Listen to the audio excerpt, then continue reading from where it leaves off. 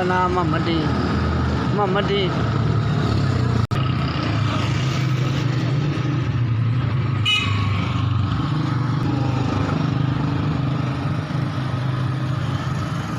हो गया काफ़ी चिर हो गया। ये चूहे 200-250 रुपया लभी था। वो भी गरीब आदमी आ, मेहनत मजूरी करने ना बच्चे बुच्चे कोई नहीं साढ़े, अपना पेट पालने।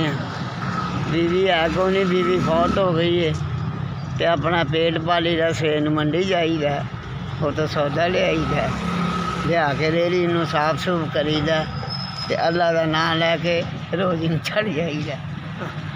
हाँ माड़ा बंदा वा, मसां ही रोटी पूरी हुंदी है।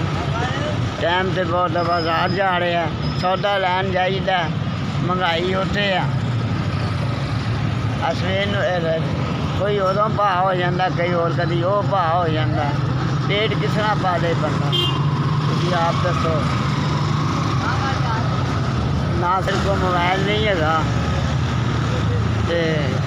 तो कर्म होना चाहिए शहनशाहां दा। बस ओदी लज पाल ने, उन्होंने रहमत लगे फिरदे। उन्हों का कर्म है सोनिया का भी इस भलेबे च भी काम कर रहे हैं।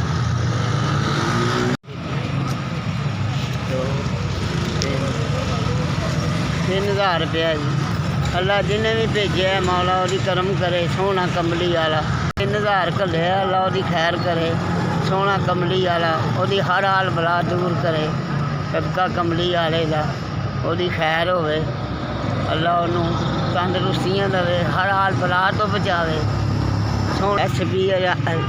SBS तुहाडी बड़ी बड़ी मेहरबानी, अल्लाह तुहाडी खैर करे, सोना कमली।